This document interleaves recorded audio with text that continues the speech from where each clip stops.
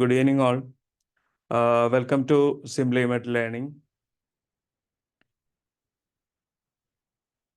നമ്മൾ ഇന്ന് സിംപ്ലിമെറ്റ് ലേണിങ്ങിൻ്റെ ഒരു PSC ലാബ് ടെക്നീഷ്യൻ പ്രൊഫഷണൽസിനുള്ള ഒരു PSC ഓറിയൻറ്റേഷൻ സെഷനാണ് കണ്ടക്ട് ചെയ്യാൻ പോകുന്നത്.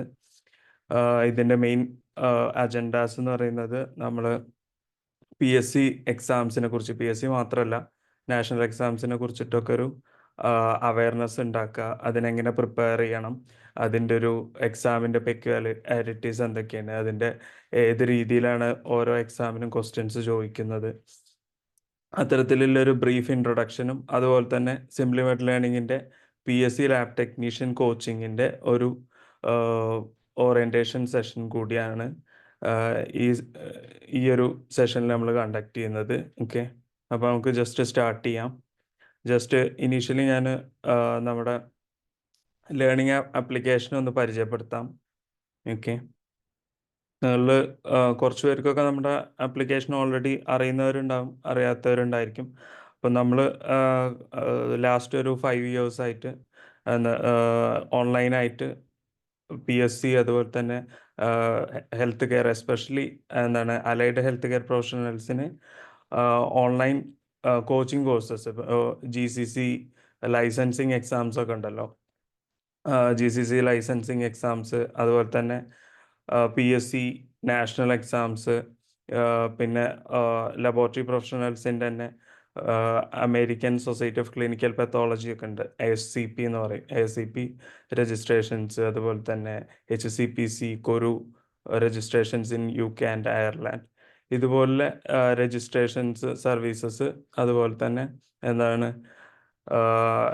GCC ലൈസൻസിങ്, ഇത്തരം സർവീസസ് ഒക്കെയാണ് നമ്മൾ മെയിനായിട്ട് പ്രൊവൈഡ് ചെയ്യുന്നത്. ഓക്കെ, അപ്പോൾ ഇതിൽ കോമ്പറ്റേറ്റീവ് എക്സാം ബേസ്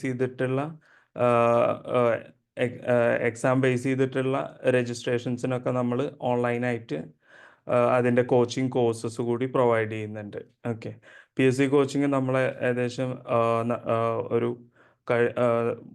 ഇത് നമ്മുടെ ഒരു 4th batch of PSC coaching ആണ്. ഇപ്പോൾ കഴിഞ്ഞ ബാച്ചുകളിലൊക്കെ നമുക്ക്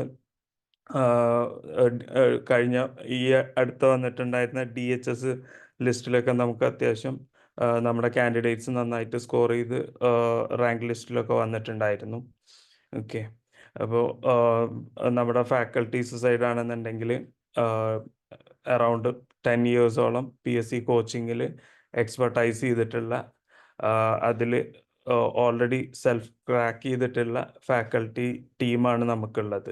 ഓക്കെ, നമ്മുടെ പ്ലാറ്റ്ഫോം നമ്മൾ മെയിനായിട്ട് ഈ GCC കോച്ചിങ് ഇത്തരം ഇതിലൊക്കെയാണെന്നുണ്ടെങ്കിലും നമ്മൾ കൂടുതൽ പ്രൊവൈഡ് ചെയ്യുന്ന ഒരു മേഖല പറയുന്നത് മെയിനായിട്ട് medical laboratory technicians, radiographers, pharmacist, ഈ അലൈഡ് ഹെൽത്ത് കെയറിലാണ് മെയിനായിട്ട് നമ്മൾ കോച്ചിങ് കോഴ്സസ് കൊടുക്കുന്നത്. അത് GCC എക്സാംസ് ആയിട്ടുള്ള DH, MOH, DOH, Qatar exam, Oman exams, Saudi, Kuwait, Bahrain പോലുള്ള എക്സാംസിനൊക്കെയാണ് നമ്മൾ GCC കോച്ചിങ്സ് കൊടുക്കുന്നത്. പിന്നെ നാഷണൽ എക്സാംസ്, അതുപോലെ തന്നെ PSC എക്സാംസിനുള്ള ബ്ലെൻഡഡ് കോഴ്സായിട്ട് അതും ഓൺലൈനായിട്ട് നമ്മൾ പ്രൊവൈഡ് ചെയ്യുന്നുണ്ട്.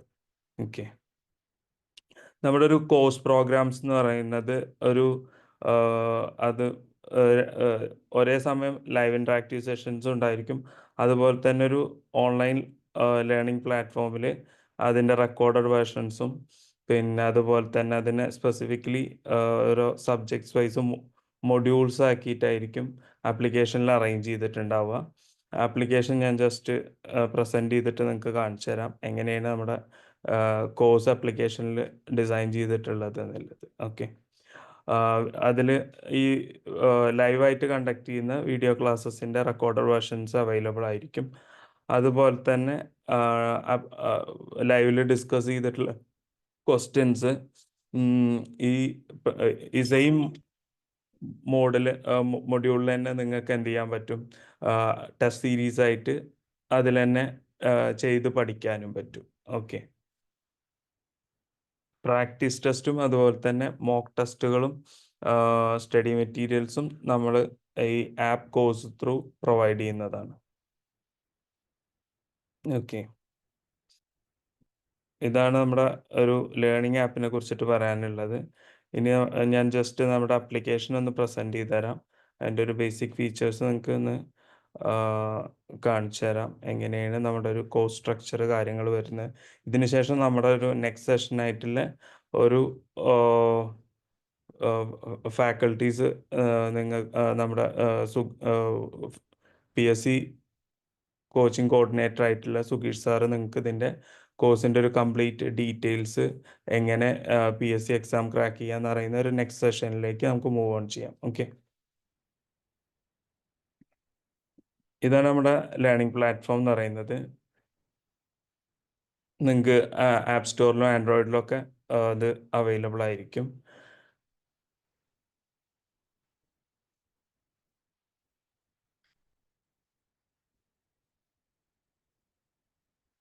ഇതിൽ നമ്മുടെ ഒരു കോഴ്സ് മൊഡ്യൂൾ നമ്മളിപ്പോൾ ഒരു കോഴ്സ് പർച്ചേസ് ചെയ്ത് കഴിഞ്ഞ് കഴിഞ്ഞാൽ ഇപ്പോൾ ഇതാണ് നിങ്ങളുടെ ഒരു PSC medical laboratory technician technologist national exam state coaching course എന്ന് പറയുന്നത്. ഇതിൽ നമ്മൾ കറൻ്റ്ലി അതിൻ്റെ മൊഡ്യൂൾസോ കാര്യങ്ങളൊന്നും സെറ്റ് ചെയ്തിട്ടില്ല. അത് ലൈവ് ക്ലാസ്സസ് അപ്ഡേറ്റ് ചെയ്യുന്നതിനനുസരിച്ചിട്ട് അത് സബ്ജക്റ്റീവ് മൊഡ്യൂൾസ് ആയിട്ട് ഇതിലിങ്ങനെ ഓരോ ദിവസം ലൈവ് കഴിയുന്നതിനനുസരിച്ചിട്ട് ഇതിൽ അപ്ഡേറ്റ് ചെയ്തുകൊണ്ടിരിക്കും. ഓക്കെ, കറൻ്റ്ലി നിങ്ങൾക്ക് ഞാൻ ജസ്റ്റ് വേറൊരു കോഴ്സ് എടുത്തിട്ട് അതിൻ്റെ ഒരു എങ്ങനെയായിരിക്കും ഇതിൻ്റെ ഒരു സ്ട്രക്ചർ ഉണ്ടാവുക എന്നുള്ളതൊന്ന് ഇൻട്രൊഡ്യൂസ് ചെയ്ത് തരാം.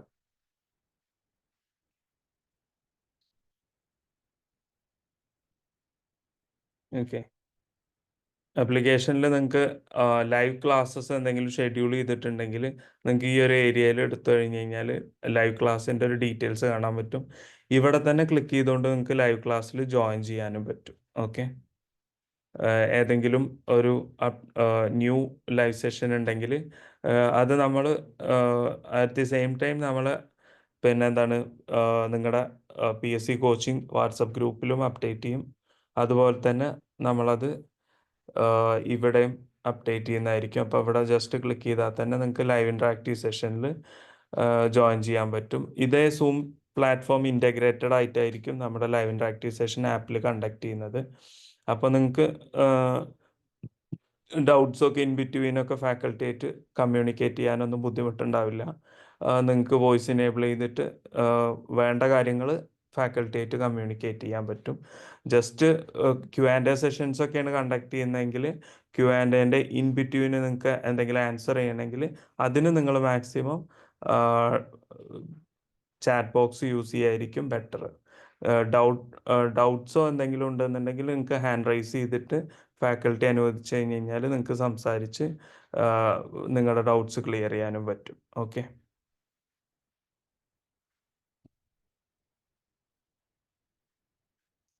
ഇത് നമ്മൾ ഒരു പിന്നെ സബ്ജക്റ്റീവ് മൊഡ്യൂൾസിൻ്റെ ഒരു ഡീറ്റെയിൽസ് ആണ്. ഇപ്പോൾ നമ്മളിപ്പോൾ പിന്നെ ഫസ്റ്റ് സെഷൻ സപ്പോസ് ഹിസ്റ്റോപാത്തോളജി ആണ് സ്റ്റാർട്ട് ചെയ്യുന്നതെങ്കിൽ ഇവിടെ നമ്മൾ മൊഡ്യൂൾ 1 ഹിസ്റ്റോപാത്തോളജി ആയിട്ട് അപ്ഡേറ്റ് ചെയ്യും. അത് തുറന്നു കഴിഞ്ഞ് കഴിഞ്ഞാൽ അതിൻ്റെ ഒരു സെഷന് ഹിസ്റ്റോപാത്തോളജി സെഷന് അത് ഏതാണോ ടോപ്പിക് എടുത്തിട്ടുള്ളത് ആ ടോപ്പിക് സ്പെസിഫിക് ആയിട്ടുള്ള ഒരു എന്താണ് ലെസൺസ് നിങ്ങൾക്ക് കാണാൻ പറ്റും. അതിൻ്റെ ഒരു ഇൻസൈഡ് അതിൻ്റെ ലെസൺസ് ഡിഫറെൻറ്റ് ലെസൺസ് നിങ്ങൾക്ക് കാണാൻ പറ്റും. ഓക്കെ, അപ്പോൾ ഫസ്റ്റത്തെ ഒരു പോർഷൻ ഇത് തുറക്കുകയാണെന്നുണ്ടെങ്കിൽ അതുമായി ബന്ധപ്പെട്ട വീഡിയോ ക്ലാസ് നിങ്ങൾക്ക് ഇവിടെ ഇത് ഞാൻ ജസ്റ്റ് ഒരു ഡെമോയ്ക്ക് നിങ്ങൾക്ക് കാണിച്ചു തരുന്നതേ. ഓക്കെ, അപ്പോൾ ഇതിൽ നിങ്ങൾക്ക് പ്രാക്ടീസ് ടെസ്റ്റുകൾ അവൈലബിൾ ആണെന്നുണ്ടെങ്കിൽ പ്രാക്ടീസ് ടെസ്റ്റുകൾ നിങ്ങൾക്ക് ഇവിടെ ക്ലിക്ക് ചെയ്ത് കഴിഞ്ഞ് കഴിഞ്ഞാൽ പ്രാക്ടീസ് ടെസ്റ്റ് ഡീറ്റെയിൽസ് കിട്ടും. സപ്പോസ് എന്തെങ്കിലും സ്റ്റഡി മെറ്റീരിയൽസ് ഇപ്പോൾ പ്രസൻറ്റേഷൻ്റെ തന്നെ മെറ്റീരിയൽ നിങ്ങൾക്ക് ചെക്ക് ചെയ്യണമെന്നുണ്ടെങ്കിൽ പിന്നെ ഇങ്ങനെ ചെക്ക് ചെയ്യാൻ പറ്റും. ഓക്കെ,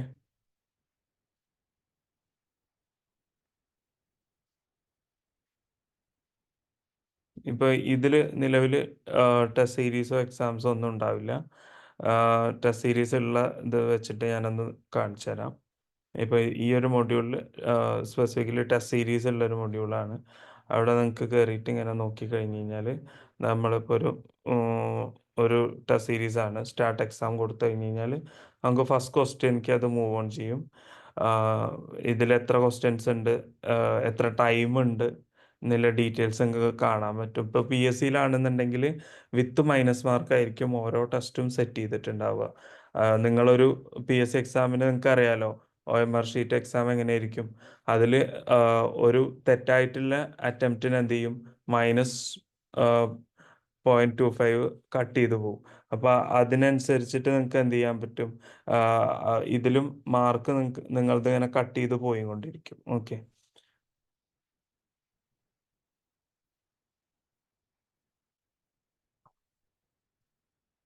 ഇത് നിങ്ങൾക്ക് ഇങ്ങനെ ആൻസർ ചെയ്ത് പോയിട്ട് ഓരോ ടെസ്റ്റും ഫിനിഷ് ചെയ്യാൻ പറ്റും. ഫിനിഷ് ചെയ്തിട്ട് ലാസ്റ്റ് നിങ്ങൾക്ക് എന്ത് ചെയ്യാൻ പറ്റും, പിന്നെ ഇതിൻ്റെ ആൻസർ നോക്കാം.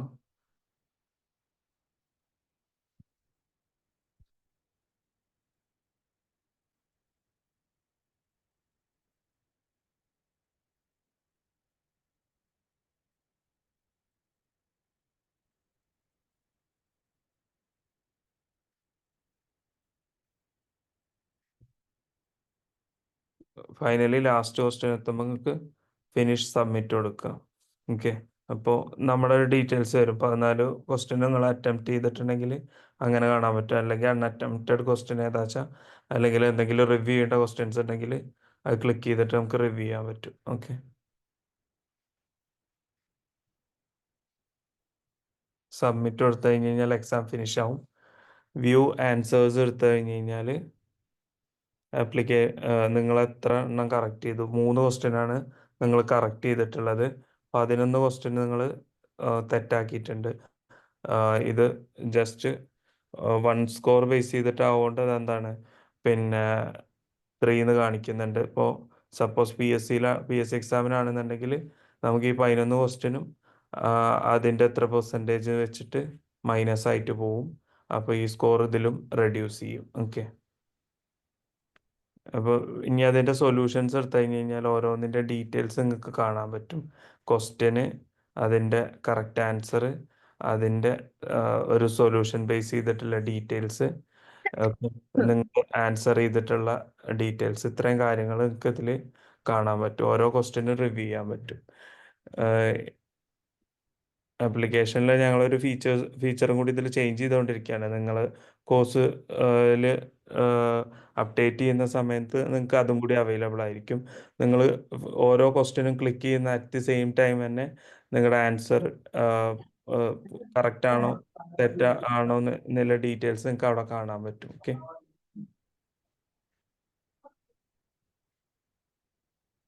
പിന്നെ പ്രാക്ടീസ് ടെസ്റ്റ് എന്ന് പറഞ്ഞിട്ടുള്ളൊരു ഇതിപ്പോൾ പ്രാക്ടീസ് ടെസ്റ്റ് പറഞ്ഞിട്ടുള്ളൊരു ഓപ്ഷനാണ്. ഇനി നമുക്ക് മോക്ക് ടെസ്റ്റ് പറഞ്ഞിട്ടുള്ളതുണ്ടായിരിക്കും. അത് നമ്മളൊരു 100 MCQ ആയിട്ട് 2 സ്ട്രാറ്റജിയിൽ PSCയിൽ നമ്മൾ കൊടുക്കുന്നുണ്ട്. ഇപ്പോൾ ഏതെങ്കിലും ഒരു സബ്ജക്റ്റ് ഫിനിഷ് ചെയ്യുകയാണെങ്കിൽ സബ്ജക്റ്റ് ബേസ്ഡ് ഒരു 100 MCQ ഉണ്ടാവും. അതുപോലെ തന്നെ എന്താണ്, പിന്നെ പിന്നീട് നമുക്ക് എന്ത് വെച്ച് കഴിഞ്ഞാൽ പ്രീവിയസ് ഇയറിലെ എക്സാംസ്, ഡിഫറെൻ്റ് എക്സാംസിന് ചോദിച്ചിട്ടുള്ള ടെസ്റ്റുകൾ നിങ്ങൾക്ക് മോക്ക് ടെസ്റ്റുകളായിട്ടും അതുപോലെ തന്നെ പ്രാക്ടീസ് ടെസ്റ്റുകളായിട്ടും ആപ്ലിക്കേഷനിൽ അവൈലബിൾ ആയിരിക്കും. ഓക്കെ, ബാക്കി ഇത്രയാണ് ആപ്ലിക്കേഷൻ്റെ ഒരു ഡീറ്റെയിൽസ് ഉള്ളത്. ഇനി നമുക്ക് നെക്സ്റ്റ് സെഷനിലേക്ക് പോവാം. സുഗീഷ് സാർ, ഹലോ. Good evening. കേൾക്കാം. Good evening sir. Sir start ചെയ്തോളൂ PSCൻ്റെ ഒരു ഓറിയന്റേഷനും കാര്യങ്ങളൊക്കെ. ഓക്കെ, എല്ലാവർക്കും ഗുഡ് ഈവനിങ്. ഇപ്പൊ PSC exam already DME call for ചെയ്തു. 1/1/2025 അതിന്റെ അപ്ലിക്കേഷന്റെ ലാസ്റ്റ് ഡേറ്റ്. അപ്പൊ ഈ ഓറിയന്റേഷൻ എന്ന് പറയുമ്പോൾ എക്സാമിന് നമ്മൾ എന്തൊക്കെ മിസ്റ്റേക്ക് ചെയ്തു, അപ്ലിക്കേഷൻ കൊടുക്കുന്നത് മുതൽ എക്സാം കഴിഞ്ഞ് ഈവൺ അതിന്റെ റാങ്ക് ലിസ്റ്റ് പുറകെ നടക്കുന്ന ഒരു ലോങ് പ്രോസസ്സാണ്. അപ്പൊ അതെല്ലാ കാര്യങ്ങളും വളരെ ശ്രദ്ധിച്ച് ചെയ്യണം. അപ്പൊ ഇനീഷ്യലി നിങ്ങൾ ചെയ്യേണ്ട അപ്ലൈ ചെയ്യുക, പഠിച്ചു തുടങ്ങുക എന്നാണ്. അപ്ലൈ ചെയ്യാൻ മിസ്റ്റേക്ക് പറ്റാതെ തന്നെ അപ്ലൈ ചെയ്യുക. എന്തെങ്കിലും മിസ്റ്റേക്ക് പറ്റിക്കഴിഞ്ഞാൽ ചിലപ്പോൾ നമുക്ക് ഈ എക്സാം എഴുതാൻ പറ്റാതെ പോകും. അതുകൊണ്ട് അറിയുമെങ്കിൽ മാത്രം ഒറ്റയ്ക്ക് അപ്ലൈ ചെയ്യുക. ഇല്ലെങ്കിൽ ഏതെങ്കിലും കമ്പ്യൂട്ടർ സെന്ററിനെ ഡിപ്പെൻഡ് ചെയ്ത് തന്നെ അപ്ലൈ ചെയ്യുന്നതായിരിക്കും നല്ലത്.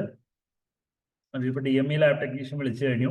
RRB lab superintendent, RRB lab assistant മാർച്ചിലോ ഏപ്രിലോ എക്സാം ഉണ്ടായിരിക്കും. അതിന്റെ അപ്ലിക്കേഷൻ ഡേറ്റ് ഓൾറെഡി കഴിഞ്ഞാണ്. JSO വിളിക്കും.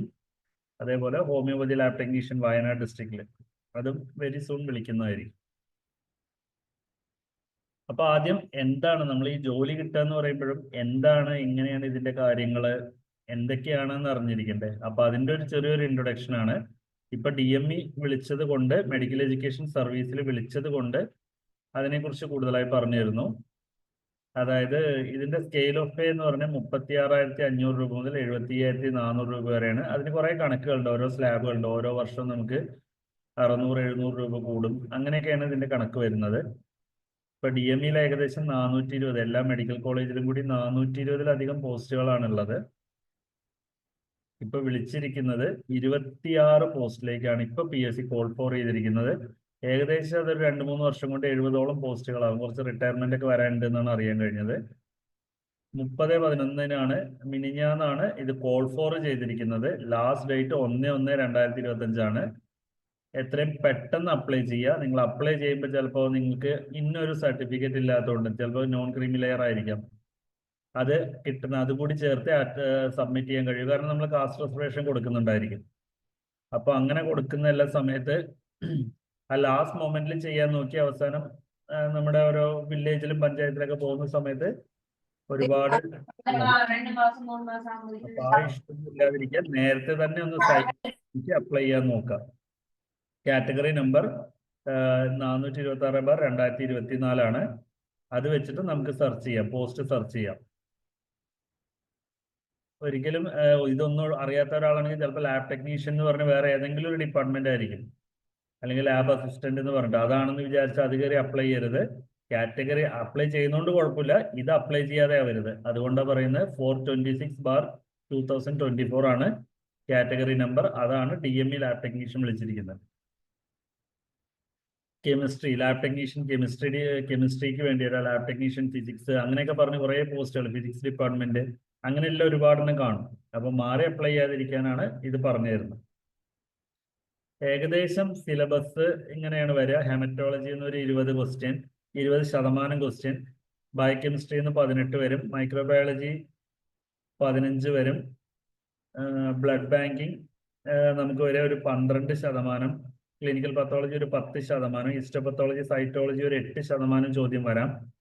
പാരസൈറ്റോളജി 5%. Immunology, virology, mycology, haemostasis and coagulation എല്ലാം ഒരു 3%.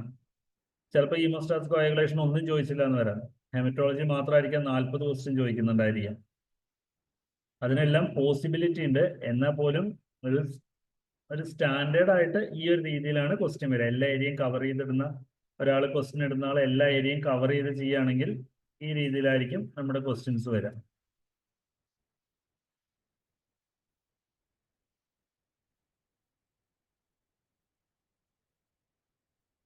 ഇനി ഏറ്റവും വലിയ വില്ലൻ നെഗറ്റീവ് മാർക്കാണ്. ഇപ്പൊ നേരത്തെ ദിലീപ് സാർ കാണിച്ച സമയത്ത് നിങ്ങൾ കണ്ടിട്ടുണ്ടായിരിക്കാം 11 തെറ്റി 3 ശരിയായി എന്നെല്ലാം പറയണ്ടേ. അതേപോലെ ഉള്ളൊരു സിനാരിയോ പറഞ്ഞു തരാണ്. അതായത് നമ്മൾ എക്സാമിന് കയറുന്നതിന് മുമ്പ് ഇതിനെക്കുറിച്ച് പഠിക്കാനും മനസ്സിലാക്കാനും, അപ്പൊ ഒരു ആപ്ലിക്കേഷൻ ബേസിൽ ഇങ്ങനെ എല്ലാം പ്രാക്ടീസ് ചെയ്ത് പഠിച്ചാൽ നമുക്ക് കുറച്ചുകൂടി എക്സ്പീരിയൻസ് കിട്ടും. അതേപോലെ നിങ്ങൾ ചെയ്യേണ്ട ഒരു കാര്യമാണ്, ഈ എക്സാം എഴുതുന്നതിന് മുമ്പ് ഇതുവരെ PSC ടെസ്റ്റ് എഴുതി എക്സ്പീരിയൻസ് ഇല്ലെങ്കിൽ ഇനി കാണുന്ന പോസ്റ്റുകളൊക്കെ അപ്ലൈ ചെയ്യുക. 1-2 PSC എക്സാം എഴുതി നോക്കുക. എക്സാം ഹാളിൽ പോയിട്ടുള്ള ഇഷ്യൂസ് ഒക്കെ ഒഴിവാക്കാൻ വേണ്ടിയിട്ടുള്ള കാര്യങ്ങളാണ് പറയുന്നത്. OMR ഷീറ്റ് ഫില്ല് ചെയ്യുന്നതും അതെല്ലാം നിങ്ങൾക്ക് എക്സാമിന് മുമ്പ് എന്തായാലും ഒരു ഓറിയന്റേഷൻ, ഒരു ട്രെയിനിങ് തരുന്നതായിരിക്കും. എന്നാൽ പോലും മിസ്റ്റേക്ക് പറ്റാതിരിക്കാൻ ട്രെയിനിങ് പറഞ്ഞു തരുന്നതും നമ്മൾ ചെയ്യുന്നതും തമ്മിൽ വ്യത്യാസമുണ്ട്. ഇൻവിജിലേറ്റർ എല്ലാം ഹെൽപ്പ് ചെയ്യും കാര്യങ്ങൾ ചോദിച്ചാൽ, പക്ഷെ നമ്മൾ മിസ്റ്റേക്ക് കമ്മിറ്റ് ചെയ്ത് കഴിഞ്ഞാൽ, തെറ്റി ബബിൾ ചെയ്യുകയെല്ലാം ചെയ്താൽ OMR ഷീറ്റ് മാറ്റി തരുന്നതല്ല. അപ്പൊ നെഗറ്റീവ് മാർക്കിന്റെ കുറച്ച് സിനാരിയോ പറയാം. നമ്മളൊരാള് ആരോ ആയിക്കോട്ടെ, നെഗറ്റീവ് മാർക്കിന്റെ സിനാരിയോ ആണ്. Correctly answered 55 മാർക്കിന്റെയാണ്. 55 മാർക്ക്, 100 ക്വസ്റ്റ്യനിൽ 55 ആള് കറക്റ്റായി മാർക്ക് ചെയ്തു, അയാൾക്ക് 55 മാർക്ക് കിട്ടി. റോങ് ആയിട്ട് എല്ലാം കയറി അറ്റൻഡ് ചെയ്യുന്ന ഒരു ക്യാരക്ടർ ഉള്ള ആളാണ് ഈ പറഞ്ഞ ഫസ്റ്റ് സിനാരിയോ ഉള്ള ആള്. 4 പേരെ 4 ഫ്രണ്ട്സായി എടുത്താൽ മതി. ആളെല്ലാം കയറി അറ്റൻഡ് ചെയ്ത് കറക്കി കുത്തി എങ്ങനെയൊക്കെ ചെയ്തിട്ടല്ലാണ്ട് 55 ശരിയായി, 45 തെറ്റി. 3 തെറ്റിയാൽ 1 മാർക്ക് ഡിഡക്ട് ചെയ്യും. അങ്ങനെ വരുമ്പോൾ 45/3 വരുമ്പോൾ 15 മാർക്ക് ഡിഡക്ട് ചെയ്യും അയാളുടെ. 55 ശരിയായി 15 ഡിഡക്ട് ചെയ്ത് 40 മാർക്കാണ് അയാൾക്ക് സ്കോർ ചെയ്യാൻ കഴിഞ്ഞിരിക്കുന്നത്. 55 ശരിയാക്കിയ ആളുടെ കാര്യം പറയുന്നത്, 40 മാർക്കാണ് അയാൾ ശരിയാക്കിയിരിക്കുന്നത്. അതേപോലെ സിനാരിയോ 2-ല് 55 അയാൾ ശരിയാക്കി. അതേ അയാളുടെ ഫ്രണ്ടാണ്, അയാളും 55 ശരിയാക്കി. പക്ഷെ അയാൾ ഒട്ടും അറിയാത്ത 24 വിട്ടു. ഡൗട്ട് തോന്നിയ ഒരു 21 എഴുതി. അപ്പോ 21/3 7 മാർക്ക് അയാൾക്ക് മൈനസ് മാർക്ക് വരുള്ളൂ. 24 അയാൾ അറ്റൻഡ് ചെയ്തില്ല. ഇയാൾ ആകെ അറ്റൻഡ് ചെയ്തിരിക്കുന്നത് 76 ക്വസ്റ്റ്യൻ മാത്രമാണ് അറ്റൻഡ് ചെയ്തിരിക്കുന്നത്. ആദ്യത്തെ ആള് 100 അറ്റൻഡ് ചെയ്തു, ഇയാൾ 76 അറ്റൻഡ് ചെയ്തിട്ടുള്ളൂ. അതില് 21 തെറ്റി 55 ശരിയായി. അപ്പൊ ഇയാളും സ്കോർ ചെയ്ത മാർക്ക് 55. സോ ഫൈനൽ മാർക്ക് 55 7 കുറച്ച് 48 മാർക്ക്. ആദ്യത്തെ സിറ്റുവേഷനിലെ ആൾക്ക് 40 മാർക്കേ ഉള്ളൂ. രണ്ടാമത്തെ ആള് അൺഅറ്റൻഡഡ് ആയിട്ട് അറിയാത്ത കാര്യങ്ങൾ വിട്ടത് കൊണ്ട് 45 ഉണ്ടായിരുന്ന റോങ് ആൻസർ ആദ്യത്തേൽ വന്നത്, രണ്ടാമത്തേൽ 21 റോങ് ആൻസർ വന്നിട്ടുള്ളൂ. സോ 48 മാർക്ക്, 8 മാർക്ക് കൂടുതൽ കിട്ടി. 8 മാർക്ക് കൊണ്ട് ഒരു DME റാങ്ക് ലിസ്റ്റിലൊക്കെ 100, 150, 200 റാങ്കിന്റെ ഡിഫറൻസ് വരും. റാങ്ക് ലിസ്റ്റിൽ ഉണ്ടായി അതിന്റെ എക്സ്പീരിയൻസ് കൊണ്ട് പറയാണ്, 100, 200 റാങ്ക് പുറകിലോട്ട് പോകുന്തോറും 300, 400 റാങ്കിന്റെ ഡിഫറൻസ് ആവും. അതായത് ഇപ്പൊ 1000 ആളെ എഴുതുന്നുണ്ടെങ്കിൽ 1 മാർക്കിന്റെ ഡിഫറൻസിൽ ആദ്യമൊക്കെ വരുമ്പോൾ 1 മാർക്കിന്റെ ഡിഫറൻസിൽ 8 10 റാങ്കേ മാറുള്ളൂ. താഴത്തെ എൻഡിലേക്ക് വരുമ്പോൾ ആ കുറവ് മാർക്ക് സ്കോർ ചെയ്യുന്ന ആൾക്കാർ കൂടുതലായിരിക്കും, കൂടുതൽ മാർക്ക് സ്കോർ ചെയ്യുന്ന ആൾക്കാർ കുറവും. അതുകൊണ്ട് തന്നെ എൻഡിൽ വരുമ്പോൾ ഇതിന് കുറെ ക്രൈറ്റീരിയ ഉണ്ട്. ഒരേ മാർക്ക് വന്നു കഴിഞ്ഞാൽ അവരുടെ ഡേറ്റ് ഓഫ് ബർത്ത് നോക്കും. ഏറ്റവും കൂടുതൽ ഏജ് ഉള്ള ആൾക്കാണ് അതിൽ സീനിയോറിറ്റി കൊടുക്കുക. ഒരേ ഡേറ്റ് ഓഫ് ബർത്ത് വന്നാൽ അടുത്ത അവരുടെ പേര് ആൾഫബറ്റിക് ഓർഡറിൽ നോക്കും. അപ്പൊ അങ്ങനെയുള്ള ഞാൻ അതിന്റെ ഒരു എനിക്ക് ഉണ്ടായതാണ്. എൻ്റെ സെയിം മാർക്കുള്ള ആൾക്കാർ ഞങ്ങൾ 4 പേരായിരുന്നു. 4 പേരിൽ 3 ആൾക്ക് ഡേറ്റ് ഓഫ് ബർത്ത് ഒന്നായിരുന്നു, സെയിം ഡേറ്റ് ഓഫ് ബർത്ത് ആയിരുന്നു. പണ്ട് സ്കൂളിൽ ചേർക്കുന്നതിന്റെ തലേദിവസത്തെ ഡേറ്റ് ഓഫ് ബർത്ത് ഇടുന്ന ഒരു സിസ്റ്റം ഉണ്ടായിരുന്നു, കുട്ടികൾക്ക് വയസ്സ് കഴിഞ്ഞിട്ടില്ലെങ്കിലും. അതുകൊണ്ട് സെയിം ഡേറ്റ് ഓഫ് ബർത്ത് വരുന്ന ഒരുപാട് പേരുണ്ടാവും. അപ്പൊ പേര് ആൾഫബറ്റിക് ഓർഡറിൽ നോക്കും. എ എന്നുള്ള ആളാണെങ്കിൽ ഈ 3 പേരിൽ ഒരേ മാർക്ക് വാങ്ങി എയിൽ സ്റ്റാർട്ട് ചെയ്യുന്ന ആൾഫബറ്റിക് ഓർഡറിലുള്ള ആളാണെങ്കിൽ അയാളായിരിക്കും ഫസ്റ്റ്. ചിലപ്പോൾ H-ൽ ഹരി എന്നുള്ള ഒരാളാണെങ്കിൽ അയാൾ സെക്കൻഡ് ആയിരിക്കും. രമേഷ് എന്നുള്ള ഒരാള് തേർഡ് ആയിരിക്കും. ഇവർക്ക് ഒരേ മാർക്കാണ്, പക്ഷെ ഡേറ്റ് ഓഫ് ബർത്ത് സെയിം ആയതുകൊണ്ട്. ഇങ്ങനെ PSC കുറെ റൂൾസ് ഉണ്ട്. അപ്പോ അതെല്ലാം നമുക്ക് തിരുത്താൻ കഴിയുന്ന ഒരു പരിപാടിയല്ല. പക്ഷെ നമുക്ക് തിരുത്താൻ കഴിയുന്ന ഒരു കാര്യം നമ്മൾ എക്സാം എഴുതി നല്ല മാർക്ക് സ്കോർ ചെയ്യാന്നാണ്. അപ്പൊ ആദ്യത്തെ ആളെ 40 വാങ്ങിയുള്ളൂ, ഇയാള് 48 വാങ്ങി, 24 അറ്റൻഡ് ചെയ്യാതെ വിട്ടിട്ട്. മൂന്നാമത്തെ സിറ്റുവേഷനിൽ ഇയാളുടെ ഇവരുടെ മൂന്നാമത്തെ ഫ്രണ്ട് അയാൾ 55 മൊത്തം അറ്റൻഡ് ചെയ്ത് 55 മാർക്ക് അയാൾ ശരിയാക്കിയുള്ളൂ, 6 അയാൾ തെറ്റിച്ചുള്ളൂ. 39 ആള് അറ്റൻഡ് ചെയ്തില്ല. ആദ്യത്തെ ആളെ എല്ലാം അറ്റൻഡ് ചെയ്തു, 45 തെറ്റി, 55 ശരിയായി. രണ്ടാമത്തെ ആള് 55 മാർക്ക് കിട്ടി, 21 തെറ്റി, 24 അറ്റൻഡ് ചെയ്തില്ല. മൂന്നാമത്തെ ആളായപ്പോൾ ആള് ചെയ്തത് 6 അയാൾക്ക് ഡൗട്ടുള്ള അറ്റൻഡ് ചെയ്തുള്ളൂ, ആ 6 തെറ്റി. ചിലപ്പോൾ 10 അറ്റൻഡ് ചെയ്തിട്ടുണ്ടാവും, 4 ശരിയായിട്ടുണ്ടായിരിക്കാം, അങ്ങനെയാണ് 55 കിട്ടിയത്. എന്നാൽ പോലും 6 തെറ്റിയതിന് 2 മാർക്ക് അയാൾക്ക് കുറയുള്ളൂ. 39 അയാൾ അൺഅറ്റൻഡഡ് ആണ്. സോ ഇവിടെ ആൾക്ക് 53 മാർക്ക്. അപ്പൊ 100 ആൻസർ ചെയ്ത ആൾക്ക് 40 കിട്ടിയുള്ളൂ, 55 ശരിയായിട്ട്. 76 അറ്റൻഡ് ചെയ്ത ആൾക്ക് 55 ശരിയായിട്ട് കിട്ടിയത് 48 മാർക്കാണ്. അതേപോലെ ആകെ അറ്റൻഡ് ചെയ്തത് 61 ക്വസ്റ്റ്യൻ ആൻസർ ചെയ്തതിൽ 53 മാർക്ക് വാങ്ങിയ ആളാണ് മൂന്നാമത്തെ ആള്. നാലാമത്തെ ആള് ഇവരെ പോലെ തന്നെ ഇവരുടെ കൂടെയുള്ള ഒരാളാണ്. പക്ഷെ അയാള് അറിയുന്നത് മാത്രം എഴുതി വെച്ചു, റോങ് ആയിട്ട് ഒന്നും എഴുതിയില്ല. Attended 55, unattended 45. അപ്പൊ ഇയാളുടെ മാർക്ക് 55 40, 48, 53, 55 അതായത് ആദ്യം ഇറങ്ങിയ ആള് പറയും എക്സാം എഴുതിയിട്ട് ഞാൻ എല്ലാം അറ്റൻഡ് ചെയ്തിട്ടുണ്ട്, എത്ര ശരിയാവും അറിയില്ല എന്ന് പറയും. രണ്ടാമത്തെ ആള് പറയും ഞാൻ 10-25 വിട്ടിട്ടുണ്ട്, 10-24 ഞാൻ വിട്ടിട്ടുണ്ട്, ബാക്കി അറ്റൻഡ് ചെയ്തുള്ളൂ എന്ന് പറയും. മറ്റേ ആൾ പറയും ഞാൻ ഏകദേശം 40 അടുത്ത് എഴുതിയിട്ടില്ല പറയും. അപ്പൊ ഇയാൾ പറയും ഞാൻ 45 എഴുതിയിട്ടില്ല, 55 എഴുതിയിട്ടുള്ളൂ. പക്ഷെ എക്സാം വരുമ്പോൾ ഈ 45 എഴുതാത്ത ആളായിരിക്കും മുന്നിൽ വരിക. അപ്പൊ അത് നമ്മുടെ സ്ട്രാറ്റജിയാണ്, നമ്മൾ പ്രാക്ടീസ് ചെയ്യേണ്ടതാണ്. അതോ ഏത് കോച്ചിങ് സെന്ററിൽ പോയാലും നിങ്ങൾക്ക് ട്രെയിനിങ് ഇങ്ങനെയൊക്കെയുള്ള ട്രാപ്പുകൾ ഉണ്ട് എന്ന് പറഞ്ഞിരുന്നതിനപ്പുറം അത് എക്സാം ഹാളിൽ ഇംപ്ലിമെന്റ് ചെയ്യേണ്ട ആൾക്കാർ നിങ്ങളാണ്. ഇനി അപ്പൊ ഇങ്ങനത്തെ ഈ കാര്യങ്ങൾ നെഗറ്റീവ് മാർക്കാണ് ഏറ്റവും വലിയ വില്ലൻ, അത് ഓർത്തു വെക്കുക. ഇനി കുറച്ച് ക്വസ്റ്റ്യൻസ് ഡിസ്കസ് ചെയ്യണം. അപ്പൊ നിങ്ങൾ ആൻസർ ചെയ്യണം. ഓക്കെ, ഇതെങ്ങനെ ആൻസർ ചെയ്യുക, അതായത് നിങ്ങൾ ഇതെങ്ങനെ ഓരോ സ്ട്രാറ്റജി എങ്ങനെ അപ്ലൈ ചെയ്യും എന്നാണ് ചോദിക്കുന്നത്. അപ്പൊ എപ്പോഴും ഒരു ലോക്ക് ആൻഡ് കീ മെക്കാനിസം ആയിരിക്കും ക്വസ്റ്റ്യൻ ആൻസർ. ഒരു ക്വസ്റ്റ്യന്റെ ആൻസർ അതായിരിക്കും, ആ വേർഡ് ആയിരിക്കും റൈറ്റ് ആൻസർ വരാൻ കാരണം ഒരു പൂട്ടിന് അതിന്റെ ഒരു താക്കോൽ ഉണ്ടായിരിക്കും. അതേ മെക്കാനിസം ആണ്, അതുകൊണ്ട് പരസ്പരം കണക്റ്റഡ് ആയിരിക്കും അത്. അപ്പൊ അങ്ങനത്തെ ഉള്ള ക്വസ്റ്റ്യൻ ആണ് ഓരോന്നും ഡിസ്കസ് ചെയ്യാൻ. നമുക്ക് ഒരു 6-7 ക്വസ്റ്റ്യനേ ഉള്ളൂ. Okay, first question. A woman in her 9th month of pregnancy has a negative urine glucose test result with the reagent strip test, but a positive reaction with a copper reduction method. The reducing substance most likely responsible for this result is. ഇവിടെ നമ്മുടെ knowledge തന്നെ use ചെയ്യണം, plus നമുക്ക് logic കൂടി apply ചെയ്യാം. ഇതിന്റെ answer എന്തായിരിക്കും ആർക്കെങ്കിലും പറയാൻ പറ്റുമോ?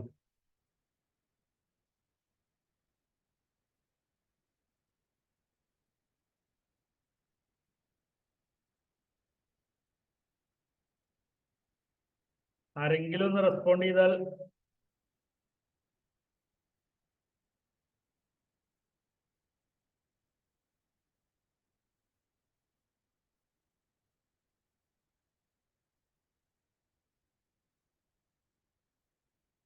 ആരും റെസ്പോണ്ട് ചെയ്യുന്നില്ല. ആരെങ്കിലും ഒന്ന് റെസ്പോണ്ട് ചെയ്യും, നമുക്ക് ഒരു ഇന്ററാക്റ്റീവ് സെഷൻ പോലെ കൊണ്ടുപോകാം.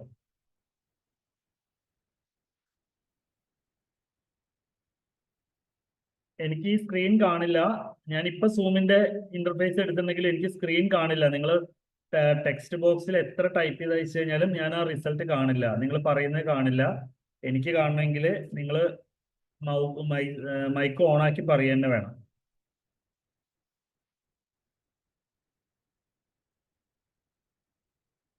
ഓക്കെ, ലാക്ടോസ് എന്നൊരാൾ ആൻസർ ചെയ്തു. എന്തുകൊണ്ടാണ് അതെന്ന് പറയാൻ പറ്റുമോ?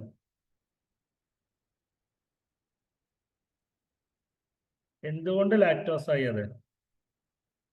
ഒരു ക്വസ്റ്റിന് നമുക്ക് ഇപ്പോൾ ആൻസർ ചെയ്ത ആൾക്ക് ചിലപ്പോൾ കറക്റ്റ് ആൻസർ അറിഞ്ഞ് എഴുതിയതായിരിക്കാം, നോ ഇഷ്യൂസ്.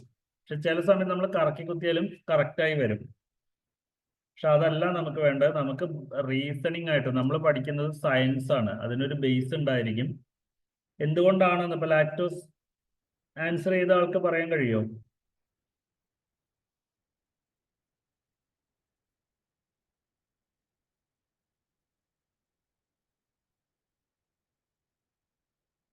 ഓക്കെ, ലാക്ടോസ് തന്നെയാണ് ആൻസർ. അത് എങ്ങനെ ആൻസറിലേക്ക് എത്താമെന്ന് നമുക്ക് പറയാം. ഇതിൽ കൊടുത്തിരിക്കുന്നത് ആദ്യം നമ്മൾ എപ്പോഴും എക്സാമിന് പഠിക്കുമ്പോൾ ഓർക്കണം, ഒരു ക്വസ്റ്റിന് 4 ഓപ്ഷൻ തന്നാൽ ഈ 4 ഓപ്ഷനും എന്താണെന്ന് പഠിക്കണം. അല്ലാതെ അതിന്റെ ആൻസർ എന്താണെന്ന് പഠിച്ച് MCQ പഠിച്ചു വെച്ചിട്ട് പോയിട്ട് കാര്യമില്ല. ആ 4 ഓപ്ഷൻസും എന്താണെന്ന് പഠിച്ചാൽ നമ്മൾ മൊത്തം 4 ക്വസ്റ്റിനുള്ള ആൻസർ പഠിച്ചു. ആ ലെവലിലായിരിക്കണം നിങ്ങൾ പഠിച്ചു പോകേണ്ടത്. സോ ക്വസ്റ്റ്യൻ ഇതാണ്, ഒരു പ്രഗ്നന്റ് വുമൺ ആണ്. ഒരു പ്രഗ്നന്റ് വുമൺ എന്നുള്ളതാണ് അതിലെ ഈ ക്വസ്റ്റ്യനിലെ കീ വേർഡ്. എല്ലാ ക്വസ്റ്റ്യനിലും ഒരു കീ വേർഡ് ഉണ്ടായിരിക്കും. A woman in her 9th month of pregnancy. A pregnant woman in the 9th month. അവരുടെ urine glucose test result strip മെത്തേഡിൽ നെഗറ്റീവ് ആണ്. കാരണം strip method GOD POD method based ആയിട്ട് ചെയ്യുന്ന strip method. അപ്പൊ അതിൽ glucose മാത്രമേ നമുക്ക് പോസിറ്റീവ് റിയാക്ഷൻ തരും, ബാക്കിയുള്ള അതൊന്നും റിയാക്ഷൻ തരില്ല. ഓക്കെ, അതുകൊണ്ട് പക്ഷെ നമ്മുടെ copper reduction method, Benedict test പോലെയുള്ള മെത്തേഡിൽ നമുക്കത് പോസിറ്റീവ് തരും. സോ അത് എന്തുകൊണ്ടാണെന്ന് പറയുന്നത്. ഇപ്പൊ എന്താണ് മാൽറ്റോസ്? ആരും റെസ്പോണ്ട് ചെയ്യുന്ന കാണില്ല. മാൽറ്റോസ് എന്താണ്? മാൽറ്റോസ് മോണോസാക്കറൈഡ് ആണോ ഡൈസാക്കറൈഡ് ആണോ എന്താണ്?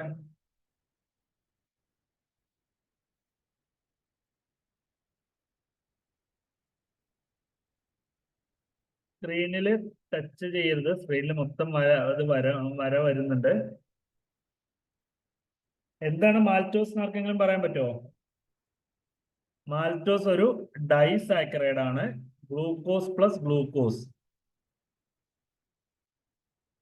ഗാലക്ടോസ് എന്താണ്? ഗാലക്ടോസ് മോണോസാക്കറൈഡ് ആണോ ഡൈസാക്കറൈഡ് ആണോ?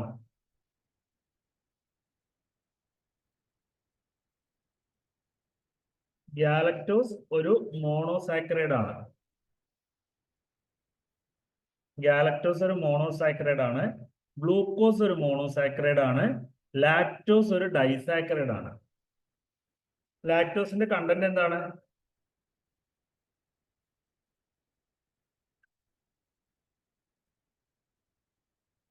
ലാക്ടോസ് എന്ന് പറഞ്ഞാൽ ഓപ്ഷൻ ബിയും സിയും ചേർന്നിട്ടുള്ള കോമ്പൗണ്ട് ആണ് lactose. Lactose is A reducing sugar. അപ്പോ നമുക്ക് മനസ്സിലായി ഇവിടെ ഗ്ലൂക്കോസ് ടെസ്റ്റ് നെഗറ്റീവ് ആയതുകൊണ്ട് അവരുടെ യൂറിനിൽ ഗ്ലൂക്കോസ് വരുന്നില്ല. പിന്നെ റെഡ്യൂസിങ് എന്നുള്ളൊരു ടേം ഇവിടെ വന്നിട്ടുണ്ട്.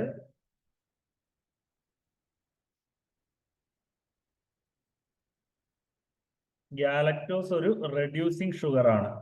അതുകൊണ്ട് തന്നെ സ്ട്രിപ്പ് മെത്തേഡ് നെഗറ്റീവ് ആണെങ്കിലും നമുക്ക് കോപ്പർ റിഡക്ഷൻ മെത്തേഡ് പോസിറ്റീവ് തരാം. ആരെങ്കിലും ഒന്ന് റെസ്പോണ്ട് ചെയ്ത് കഴിഞ്ഞാൽ നമുക്ക് കുറച്ചുകൂടി നന്നായിട്ട് ഇത് ചെയ്യാമായിരുന്നു. മാൽറ്റോസ് റെഡ്യൂസിങ് ആണോ?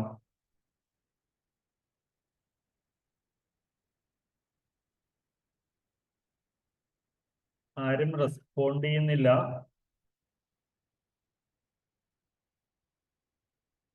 മാൽറ്റോസും റെഡ്യൂസിങ് ആണ്. അപ്പൊ ഇതിൽ റെഡ്യൂസിങ് ആയിട്ട് വരുന്നത് മാൽറ്റോസ് റെഡ്യൂസിങ് ആണ്, ലാക്ടോസ് റെഡ്യൂസിങ് ആണ്. രണ്ട് ഡൈസാക്കറൈഡ്സും റെഡ്യൂസിങ് ആണ്.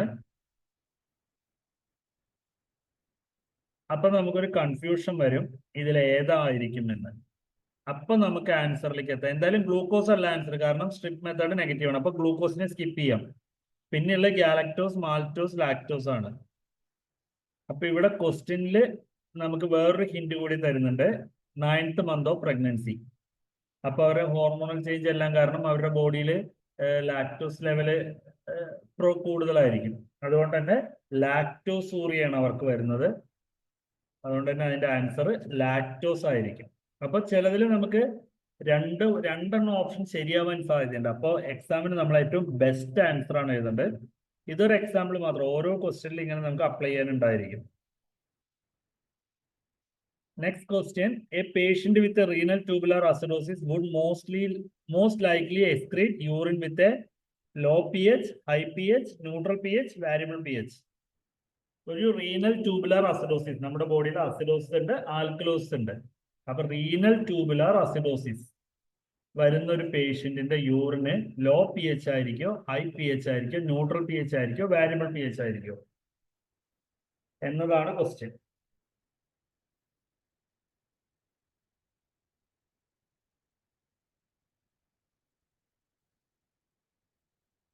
ഇത് നമുക്ക് കൃത്യമായിട്ട് ആൻസർ അറിയില്ല, കാരണം പക്ഷെ നമ്മൾ അസിഡോസിസ് എന്താ പഠിച്ചിട്ടുണ്ട്, റീനൽ ട്യൂബുലർ അസിഡോസിസ് എന്തോ പഠിച്ചിട്ടുണ്ട്, ആൽക്കലോസിസ് എന്താ പഠിച്ചിട്ടുണ്ട്, ഇതൊക്കെ പഠിച്ചിട്ടുണ്ട്. അതിനെപ്പറ്റി ഒരു ലോജിക് ഉണ്ട്. പക്ഷെ ഇവരെ എക്സ്ക്രീറ്റ് ചെയ്യുന്ന യൂറിൻ എന്താണെന്നുള്ളത് നമുക്ക് അറിയില്ല.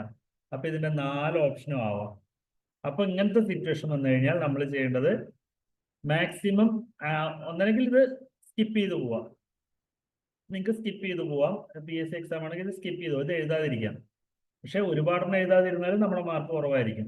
അങ്ങനെയാണെങ്കിൽ നമുക്ക് ഇത് ആൻസർ ചെയ്യേണ്ട ഒരു അവസ്ഥയാണെങ്കിൽ നമ്മൾ എങ്ങനെ ആൻസർ ചെയ്യുന്നതാണ്, എങ്ങനെ ആൻസറിലേക്ക് എത്താമെന്നാണ്. ആരെങ്കിലും ആൻസർ ചെയ്യുന്നുണ്ടോ? ഇതിന്റെ ആൻസർ എന്തായിരിക്കുമെന്ന്?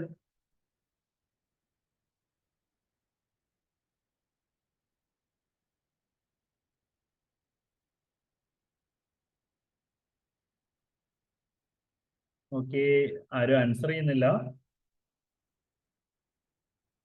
Renal tubular acidosis, renal tubular kidney കാരണം മെറ്റബോളിക് അസിഡോസിസ് വരുന്നതാണ്. അതായത് ആസിഡ് അക്യുമുലേറ്റ് ചെയ്യുക, ആസിഡിന്റെ അളവ് നമ്മുടെ ബോഡിയിൽ കൂടുക. ആസിഡ് അക്യുമുലേറ്റ് ചെയ്യുന്ന എന്തുകൊണ്ടാ? നമ്മുടെ ബോഡിയിൽ ആസിഡ് ആൽക്കലൊക്കെ പ്രൊഡ്യൂസ് ചെയ്തുകൊണ്ടിരിക്കുന്നുണ്ട്. ഇതിനെ എക്സ്ക്രീറ്റ് ചെയ്യാൻ നമ്മുടെ ബോഡിക്ക് കഴിയാതെ വരുമ്പോൾ ആൽക്കലേക്കാൾ കൂടുതൽ ആസിഡിന്റെ ലെവൽ വരുമ്പോഴാണ് അസിഡോസിസ് എന്നുള്ള കണ്ടീഷൻ വരുന്നത്. റീനൽ ട്യൂബുലാർ എന്ന് പറഞ്ഞുകൊണ്ട് മെറ്റബോളിക്. ഇതന്നെ ലങ്സിന്റെ ഭാഗത്ത് നിന്ന് വരികയാണെങ്കിൽ റെസ്പിറേറ്ററി അസിഡോസിസ് വരും. അപ്പൊ നമ്മുടെ ബോഡി ബ്രീത്തിങ് കൂട്ടുക, അങ്ങനെ എല്ലാം ചെയ്തിട്ട് അവിടെ ഫോം ചെയ്ത കാർബോണിക് ആസിഡിനെ, കെട്ടിക്കിടക്കുന്ന കാർബോണിക് ആസിഡിനെ എക്സ്ക്രീറ്റ് ചെയ്യാൻ ശ്രമിക്കും. ഓക്കെ, അപ്പോ ഈ കണ്ടീഷനിൽ നമ്മുടെ ബോഡിക്ക് എക്സ്ക്രീറ്റ് ചെയ്യാൻ കഴിയുന്നില്ല. ഇതിന്റെ ആൻസർ വരെ ഹൈ പി എച്ച് ആണ്. യൂറിന് ഹൈ പി എച്ച് ആയിരിക്കും. നമ്മുടെ ബോഡി അസിഡോസിസിൽ നിൽക്കുമ്പോൾ നമ്മുടെ യൂറിൻ ലോ പി എച്ച് അല്ലേ വരിക എന്നുള്ള ഒരു സിമ്പിൾ ലോജിക് ഉണ്ട്. അതിനെ ഓവർകം ചെയ്യുന്ന റീസൺ ആണ് ഞാൻ പറയുന്നത്. അത്രയും നമ്മുടെ ബോഡിയിൽ അസിഡോസിസ് വരാൻ കാരണം എന്താ? നമ്മുടെ ബോഡിയിൽ നിന്ന് എക്സ്ക്രീറ്റ് ചെയ്യാൻ കഴിയുന്നില്ല. ഈ ആസിഡ് റാഡിക്കൽസിനെ നമ്മുടെ ബോഡിയിൽ നിന്ന് എക്സ്ക്രീറ്റ് ചെയ്യാൻ കഴിയുന്നില്ല. അപ്പൊ നമ്മുടെ ബോഡിയിൽ ആസിഡ് ലെവൽ കൂടും. എക്സ്ക്രീറ്റ് ചെയ്യാൻ കഴിയാത്തതുകൊണ്ട് തന്നെ ബേസിക് ആയിട്ടുള്ള സാധനങ്ങളെല്ലാം നമ്മുടെ ബോഡിയിൽ എക്സ്ക്രീറ്റ് ചെയ്യും. OH മൈനസ് വരുന്നതെല്ലാം എക്സ്ക്രീറ്റ് ചെയ്യും. അപ്പൊ എക്സ്ക്രീറ്റ് ചെയ്യുന്ന യൂറിന് പി എച്ച് കൂടുതലായിരിക്കും. Next question, an increase in the serum acetone indicative of defect in the dash metabolism or defect in the metabolism of dash carbohydrate, fat, urea, uric acid, urea nitrogen or urea and uric acid. ഇതൊരു logical അല്ല, നമുക്ക് theory base വേണം, plus അതിലൂടെ logic കൂടി apply ചെയ്യണം. Question നന്നായി വായിക്കണം. ഇതെല്ലാം ചുമ്മാ ഒരു ക്വസ്റ്റ്യൻ എടുത്തല്ല, ഇതെല്ലാം ഇതിന് പ്രത്യേക സ്ട്രാറ്റജികൾ എക്സാമ്പിളായി പറയാൻ പറ്റുന്ന ക്വസ്റ്റ്യൻസ് എടുത്താണ്.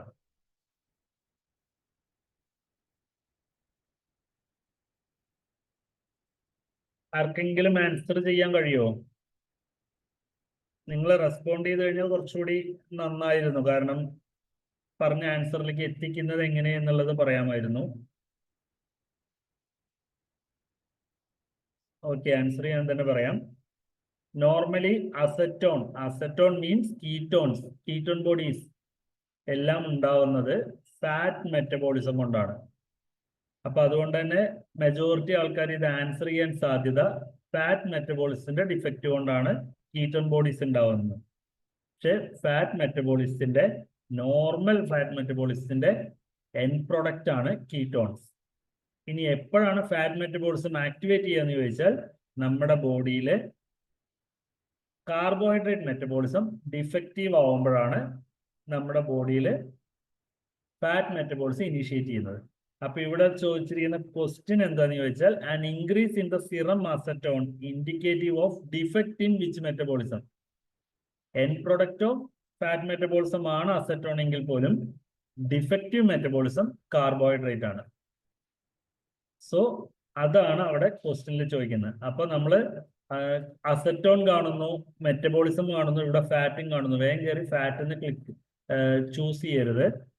ക്വസ്റ്റ്യൻ വായിക്കുക, ഓപ്ഷൻസ് വായിക്കുക. ആൻസർ അറിഞ്ഞാൽ പോലും രണ്ടാമതും ക്വസ്റ്റ്യൻ വായിച്ച് എന്താണോ എക്സാമിന് ക്വസ്റ്റ്യൻ ഇട്ട ആള് മീൻ ചെയ്യുന്നത് എന്നുള്ളതിലേക്ക് നമ്മൾ എത്തിക്കഴിഞ്ഞാൽ മാത്രമേ നമുക്ക് കറക്റ്റ് ആൻസർ ചെയ്യാൻ പറ്റൂ.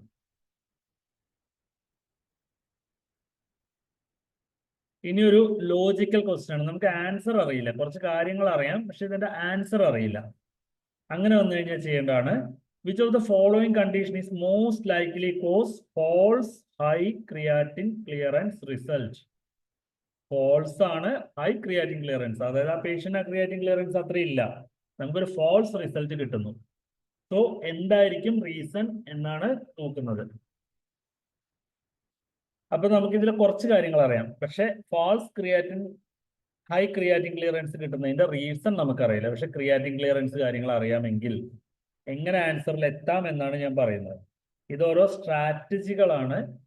ഓരോ ഇങ്ങനത്തെ സ്ട്രാറ്റജി അപ്ലൈ ചെയ്ത് അത് ആൻസർ ചെയ്ത് അത് റിസൾട്ടിൽ എത്തിക്കണം. അതായത് റൈറ്റ് ആൻസറിൽ എത്തിച്ച് അങ്ങനെ പ്രാക്ടീസ് ചെയ്യുമ്പോൾ നമ്മൾ 70% പഠിച്ചാലും നമുക്ക് അതേപോലെ നെഗറ്റീവ് പഠിക്കാൻ ചാൻസ് ഉള്ളത് സ്കിപ്പ് ചെയ്യുക. അങ്ങനെയൊക്കെ ആണെങ്കിൽ 70% പഠിച്ചിട്ട് പോയാലും നമുക്ക് 90% സ്കോർ ചെയ്യാൻ പറ്റും. ലോജിക് കൂടി അപ്ലൈ ചെയ്തിട്ട് വേണം ആൻസർ എഴുതാൻ. അപ്പോൾ falsely high creatine clearance result തരുന്ന കണ്ടീഷൻ ഏതാണെന്നാണ് ചോദ്യം. Patient uses mid stream wards procedure when collecting his or her urine. Mid stream urine collect ചെയ്തു എന്നാണ് പറയുന്നത്. ഒരിക്കലും ക്രിയാറ്റിൻ ക്ലിയറൻസ് നമ്മൾ മിഡ് സ്ട്രീം യൂറിൻ അല്ല കളക്ട് ചെയ്യുക. ക്രിയാറ്റിൻ ക്ലിയറൻസിന് നമ്മൾ കളക്ട് ചെയ്യുന്നത് 24 hour യൂറിൻ ആണ് എന്നുള്ളത് നമുക്കറിയാം. കുറച്ച് നമ്മുടെ എല്ലാം സയൻസ് ആണ്, ബേസിക് ഒരു നോളജ് വേണം, എന്നാലേ നമുക്ക് ലോജിക് കൂടി അപ്ലൈ ചെയ്ത് കറക്റ്റ് ആൻസറിൽ എത്താൻ പറ്റും. അപ്പൊ പഠിക്കേണ്ട സമയത്ത് നന്നായി പഠിച്ച് ഒരു ലോജിക്ക് വെച്ച് എക്സാം ഹാളിൽ എത്തുമ്പോൾ നമ്മുടെ കയ്യിൽ കിട്ടില്ലാത്ത കുറച്ച് കാര്യങ്ങളുണ്ട്. അതിനെ കൂടി നമുക്ക് ഫേവർ ആക്കാനുള്ള ടാക്ടിക്സ് ആണ് പറയുന്നത്. സോ മിഡ് സ്ട്രീം വോയിഡ് എന്ന് പറഞ്ഞു കഴിഞ്ഞാൽ തന്നെ മിഡ് സ്ട്രീം വോയിഡ് പ്രൊസീജിയർ അല്ല നമ്മൾ 24 hour ക്രിയാറ്റിൻ ക്ലിയറൻസിന് നോക്കുന്നത്. So that option can be skipped. അതല്ല ആൻസർ, നമുക്ക് സ്കിപ്പ് ചെയ്യാം. Second option, patient add tap water to the urine container because he or she forget to save one of the urine sample. Patient ഒരു തവണ ഈ urine sample ക്യാനിലേക്ക് എടുക്കാൻ മറന്നു. അപ്പൊ patient എന്ത് ചെയ്തു, ഏകദേശം ഒഴിച്ച വോള്യത്തിനുള്ളത് വെള്ളം ആഡ് ചെയ്തു.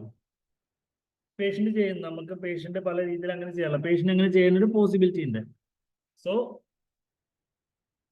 അപ്പൊ നമുക്ക് ആലോചിക്കണം, അങ്ങനെ ടാപ്പ് വാട്ടർ ആഡ് ചെയ്താൽ യൂറിൻ വോള്യം കൂടും, ക്രിയാറ്റിന്റെ അളവ് കൂടില്ല. പച്ചവെള്ളത്തിൽ ക്രിയാറ്റിൻ ഇല്ല, നമ്മുടെ ടാപ്പ് വാട്ടറിലും ക്രിയാറ്റിൻ ഇല്ല. അപ്പോൾ ഒരിക്കലും ഫോൾസ്ലി ഹൈ ക്രിയാറ്റിൻ കിട്ടില്ല, ഫോൾസ്ലി ലോ ക്രിയാറ്റിനെ കിട്ടും. എൻറ്റയർലി ഓപ്പോസിറ്റ് ആണ് കണ്ടീഷൻ. അപ്പോൾ ആ ക്വസ്റ്റിന് നമുക്ക് ആ ഓപ്ഷൻ നമുക്ക് സ്കിപ്പ് ചെയ്യാം. Third option, the patient does not empties his or her bladder at the conclusion of test.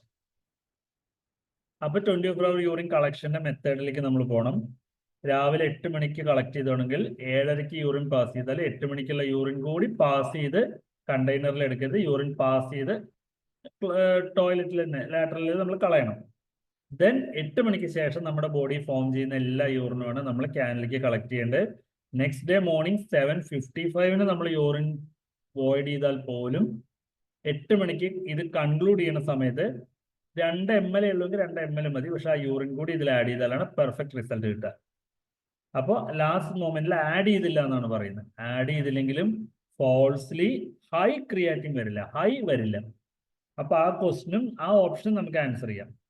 Sorry, ആ ആൻസറും നമുക്ക് ഓപ്ഷൻ നമുക്ക് സ്കിപ്പ് ചെയ്യാം. Then the patient empties his or her bladder at the start of the test and add the urine to the collection. Patient 8 മണിക്ക് bladder empty ചെയ്ത് discard ചെയ്യുന്നതിന് പകരം അതുകൂടി ക്യാനിലേക്ക് add ചെയ്തു. സോ ആ 8 മണിക്ക് ബ്ലാഡർ എംപ്റ്റി ആവേണ്ട യൂറിൻ കൂടി ആ ക്യാനിലേക്ക് വന്നു. സോ അവിടെ ക്രിയാറ്റിന്റെ വാല്യൂ, ആ യൂറിന്റെ ക്രിയാറ്റിൻ വാല്യൂ കൂടി നമുക്ക് കിട്ടും. സോ അതാണ് ആൻസർ. അപ്പൊ ഇത് നമുക്ക് അറിയില്ല, പക്ഷെ നമ്മൾ ക്വസ്റ്റ്യൻ നന്നായി വായിച്ച് ഓപ്ഷൻ നന്നായി വായിച്ച് ടെൻഷൻ ആവാതെ കൂളായി റിലാക്സ് ആയി ആൻസർ ചെയ്യാൻ നോക്കിയാൽ ഈസി ആയിട്ട് ആൻസർ ചെയ്യാൻ പറ്റും.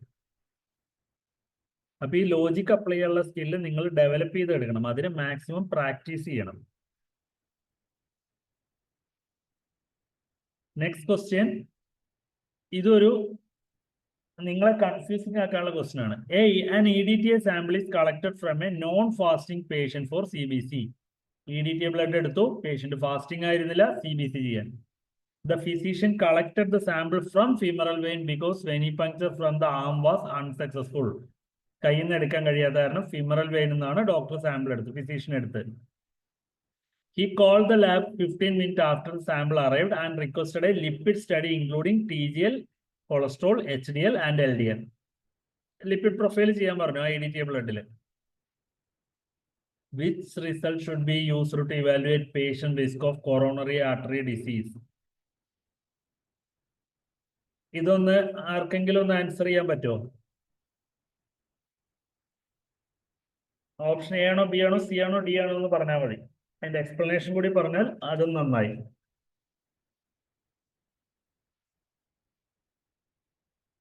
സോ ഈ ക്വസ്റ്റ്യന്റെ ടാക്ടിക്സ് എന്താണെന്ന് ചോദിച്ചാൽ ഇത് നമ്മളെ കൺഫ്യൂസ് ആക്കാനുള്ള ക്വസ്റ്റ്യൻ ആണ്. ഇതിലെ ലാസ്റ്റ് ലൈൻ മാത്രമാണ് നമ്മളോടുള്ള ക്വസ്റ്റ്യൻ. ബാക്കിയുള്ള ആദ്യത്തെ 4 ലൈൻസും നമ്മളെ കൺഫ്യൂസിങ് ആക്കാൻ വേണ്ടി ചെയ്യുന്നതാണ്. So, an EDTA sample is collected from a non-fasting person for CBC. CBC ക്ക് ഒരു സാമ്പിൾ എടുത്തു, CBC നമുക്ക് ഫാസ്റ്റിംഗ് ആവണമെന്നില്ല, ഒരു സാമ്പിൾ എടുത്തു. ഫിമറൽ വെയിനിൽ നിന്ന് എടുക്കേണ്ടി വന്നു, ആമെന്ന് കിട്ടാത്തത് കൊണ്ട്. പക്ഷെ നമ്മുടെ ബോഡിയിലെ ബ്ലഡ് ആണ്, അപ്പൊ ആ ലൈനും എക്സ്ക്ലൂഡ് ചെയ്യാം. ഫസ്റ്റ് CBC ചെയ്യാൻ നോൺ ഫാസ്റ്റിംഗ് ആയിരുന്നു, അതും നമുക്ക് വിഷയമല്ല. അപ്പൊ 2 ലൈനിലും ഒരു പ്രശ്നങ്ങളും ഇല്ല. He called the lab 15 minutes after sample arrived and requested a lipid study. Lipid profile ഫാസ്റ്റിംഗിലും ചെയ്യാം, നോൺ ഫാസ്റ്റിംഗിലും ചെയ്യാം. ലിപ്പിഡ് പ്രൊഫൈൽ ചെയ്യാം, ഫാസ്റ്റിംഗ് ലിപ്പിഡ് പ്രൊഫൈൽ ചെയ്യാം. സോ അവിടെ മിസ്റ്റേക്ക് ഇല്ല. അപ്പൊ ഇതെല്ലാം പറഞ്ഞ് ഫിമറൽ വെയിനിൽ നിന്ന് കിട്ടി, എടുത്തത് ഫിമറൽ വെയിനിൽ നിന്നാണ്, ആമെന്ന് കിട്ടിയില്ല. 15 മിനിറ്റ് കഴിഞ്ഞിട്ടാണ് ടെസ്റ്റ് പറഞ്ഞത്. നമ്മുടെ ഒരുപാട് ലാബ് ടെക്നീഷ്യൻസിന് ഒരു തെറ്റിദ്ധാരണയുണ്ട്, EDTA സാമ്പിളിന്ന് ചെയ്യാൻ പാടില്ലാത്ത ടെസ്റ്റുകളുണ്ട്. സോഡിയം, പൊട്ടാസ്യം, കാൽഷ്യം, ഈ ടെസ്റ്റുകളൊന്നും ചെയ്യാൻ പാടില്ല. ബാക്കിയുള്ള പാരാമീറ്റേഴ്സ് ഒക്കെ നമുക്ക് ഓപ്ഷണൽ ആണ്, വേണമെങ്കിൽ ചെയ്യാം. ബെസ്റ്റ് ഇത് ക്ലോട്ട് എടുത്ത് ചെയ്യുന്നതാണ്. അപ്പൊ ഇതെല്ലാം നമ്മളെ കൺഫ്യൂസിംഗ് ഒക്കെ തന്നാണ്. Which test would be used to evaluate patient risk of coronary artery disease, CAD? So എന്തായിരിക്കും ആൻസർ? കൊളസ്ട്രോൾ ആൻഡ്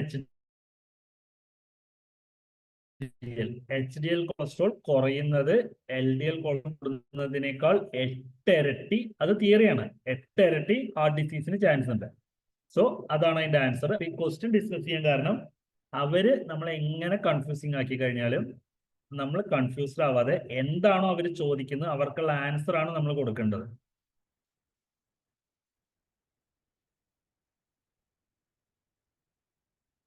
ഓക്കെ, അപ്പോ ഇത്രയുമാണ് ഒരു സ്ട്രാറ്റജി ഡിസ്കസ് ചെയ്തത്. ഇനിയുള്ള 2 ക്വസ്റ്റിനും ഇതേ സ്ട്രാറ്റജിയിൽ വരുന്നതാണ്. റിപ്പീറ്റേഷൻ സ്ട്രാറ്റജി സെയിം ആയതുകൊണ്ടാണ് ഞാൻ ഡിസ്കസ് ചെയ്യാത്തത്.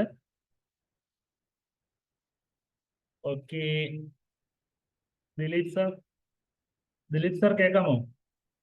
ഓക്കെ, നിങ്ങൾക്ക് ആർക്കെങ്കിലും എന്തെങ്കിലും ഡൗട്ടുകൾ കാര്യങ്ങൾ ചോദിക്കാനുണ്ട്? എന്തെങ്കിലും ഡൗട്ട് ഉണ്ടെങ്കിൽ ചോദിച്ചോളൂ.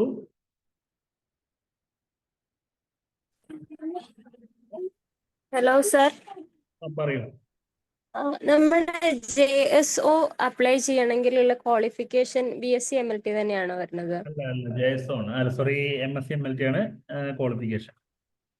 ഇപ്പൊ MSc MLT കംപ്ലീറ്റ് ചെയ്തിട്ട് അതിന്റെ സർട്ടിഫിക്കറ്റ് സബ്മിറ്റ് ചെയ്താലേ അപ്ലൈ ചെയ്യാൻ പറ്റുള്ളൂ അല്ലേ? സർട്ടിഫിക്കറ്റ് വേണം. നമ്മള് ഇനി അപ്ലൈ ചെയ്യുന്ന സമയത്ത് നമ്മള് MSc MLT കാണിച്ച് നമുക്ക് അപ്ലൈ ചെയ്യാം. ഇർഫാനല്ലേ സംസാരിക്കുന്നത്?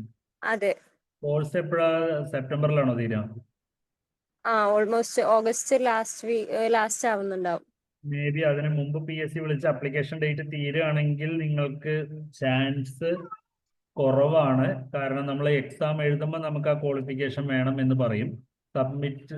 സർട്ടിഫിക്കറ്റ് സബ്മിറ്റ് ചെയ്യേണ്ടി വരും. മീൻസ് അപ്ലോഡ് ചെയ്താണെങ്കിൽ മാത്രമാണ് അവർ സർട്ടിഫിക്കറ്റ് വെരിഫൈ ചെയ്ത് കഴിഞ്ഞാൽ മാത്രമാണ് നമ്മൾ ക്വാളിഫൈഡ് ആണ് എന്ന് പറഞ്ഞ് നമുക്ക് അതിൽ അപ്ലൈ ചെയ്യാൻ പറ്റും. അല്ലെങ്കിൽ ഇൻഎലിജിബിൾ കാണിക്കും. ഒന്ന് ട്രൈ ചെയ്തോളൂ, എന്നിട്ട് അപ്ലൈ ചെയ്യാൻ പറ്റുകയാണെങ്കിൽ എക്സാം എഴുതിക്കോളൂ. ചിലപ്പോൾ റാങ്ക് ലിസ്റ്റ് വരാനൊക്കെ വൈകുമ്പോഴേക്കും നമുക്ക് സർട്ടിഫിക്കറ്റ് ഒക്കെ കിട്ടി സമയമാണെങ്കിൽ വലിയ ഇഷ്യൂ ചിലപ്പോ കടന്നുകൂടാൻ പറ്റും. പോസിബിലിറ്റി കുറവാണ്. എൻ്റെ ഒരു നോളജ് വെച്ച് അതിന് പോസിബിലിറ്റി കുറവാണ്. കാരണം അവർ qualification MSc MLT, MSc microbiology, MSc biochemistry പറയുമ്പോൾ ആ ഒരു ക്വാളിഫിക്കേഷൻ നമ്മൾ ആഡ് ചെയ്ത് നമ്മുടെ സർട്ടിഫിക്കറ്റ് അവിടെ വേണം. അത് നമ്മൾ അപ്ലൈ ചെയ്യുമ്പോ നമ്മള് MSc MLT കാണിക്കണം എന്നുണ്ടെങ്കിൽ ഓൾറെഡി നമ്മളുടെ പ്രൊഫൈലിൽ MSc MLT കാണിക്കണ്ടേ? അപ്പൊ അതുണ്ടാവില്ലല്ലോ. നമുക്ക് സർട്ടിഫിക്കറ്റ് വേണം. അപ്പോ ഇർഫാനയ്ക്ക് അത് പോസിബിൾ ആവില്ല എന്നാണ് എൻ്റെ അറിവ് വെച്ചിട്ട് അത് പോസിബിൾ ആവില്ല. പക്ഷേ ഒന്ന് പറയാൻ പറ്റില്ല. കാരണം ചിലപ്പോ വിളിക്കാൻ വൈകി പോവാം, അല്ലെങ്കിൽ ചിലപ്പോൾ നിങ്ങളുടെ പ്രൊഫൈലിൽ, അതായത് തുളസി പ്രൊഫൈലിൽ ചിലപ്പോൾ സർട്ടിഫിക്കറ്റ് ഓൾറെഡി വെരിഫിക്കേഷൻ കഴിഞ്ഞിട്ടില്ലെങ്കിൽ അങ്ങനെയൊക്കെ ഉള്ളത് 1 ടൈം രജിസ്ട്രേഷനിൽ വേണം നമ്മൾ ചെയ്യാൻ. തുളസിയിൽ കയറിയിട്ട് 1 ടൈം രജിസ്ട്രേഷൻ ചെയ്ത് അതിൽ നമ്മുടെ സർട്ടിഫിക്കറ്റ് അപ്ലോഡ് ചെയ്ത് അവർ എന്തെങ്കിലും PSC വെരിഫിക്കേഷന് മുമ്പ് കഴിഞ്ഞിട്ടുണ്ടോ? കഴിഞ്ഞിട്ടുണ്ട്. DHSന്റെ കഴിഞ്ഞതാണ്. DHS കഴിഞ്ഞതാണ്. റാങ്ക് ലിസ്റ്റിൽ ഉണ്ടല്ലോ അല്ലെ? അപ്പോ പോസിബിലിറ്റി ഇല്ല. കാരണം ഇതെല്ലാം സർട്ടിഫിക്കറ്റ് വെരിഫൈ ചെയ്ത് കഴിഞ്ഞിട്ടുണ്ടായിരിക്കും. അപ്പൊ MSc ഇപ്പൊ നമ്മൾ ആഡ് ചെയ്ത് കൊടുത്താലും അവർ വെരിഫൈ ചെയ്യാൻ അവർക്ക് PSC വെരിഫിക്കേഷൻ ഉണ്ട്. ചാൻസ് കുറവാണ്. പിന്നെ ചില സമയങ്ങളിൽ അവർ ക്രോസ് ചെക്ക് ചെയ്യാൻ ചിലപ്പോൾ വൈകുന്നത് കൊണ്ടോ അങ്ങനെയൊക്കെ ആയിട്ട് ചിലപ്പോൾ നിങ്ങൾക്ക് MSc/MLT കാണിക്കാം. പക്ഷെ കാണിക്കുമ്പോൾ ചിലപ്പോൾ സർട്ടിഫിക്കറ്റ് കൂടി അപ്ലോഡ് ചെയ്യാൻ പറയണ്ടാവും. കാരണം ഇത് ഇടയ്ക്കിടയ്ക്ക് അപ്ഡേഷൻ വരുന്നുണ്ട് ആപ്പിൽ. തുളസിയുടെ പിന്നെ ഇപ്പൊ ഞാൻ റീസെന്റ് ആയിട്ട് ഞാൻ ഒരു എക്സാം അപ്ലൈ ചെയ്യാറില്ല. സോ എനിക്ക് അതിനെ പറ്റി ഐഡിയ ഇല്ല. ഒന്ന് നോക്കൂ, ട്രൈ ചെയ്ത് നോക്കൂ. പോസിബിലിറ്റി വളരെ കുറവാണ്. ഏതാ അതുപോലെ സ്പെഷ്യലൈസേഷൻ ഇർഫാൻ? മൈക്രോബയോളജി. മൈക്രോ അല്ലേ? ഓക്കെ. അതുപോലെ പറഞ്ഞോളൂ.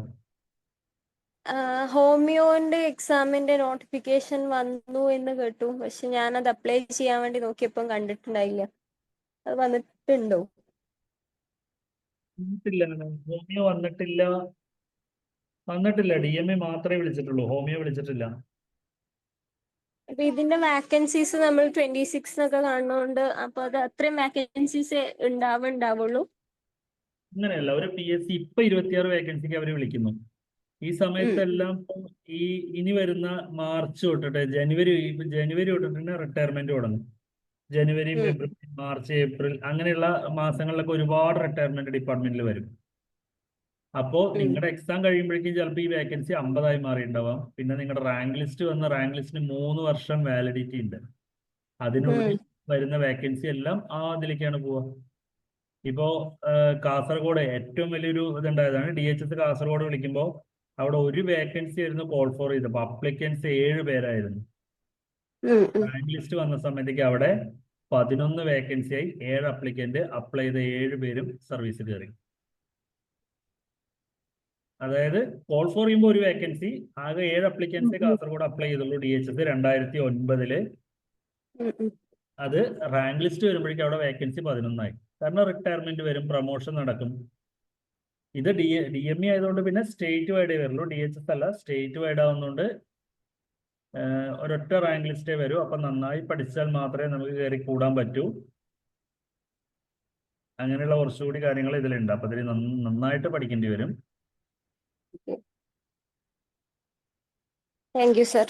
Okay, thank you. വേറെ ആർക്കെങ്കിലും എന്തെങ്കിലും ഡൗട്ട് ഉണ്ടെങ്കിൽ ചോദിക്കാം.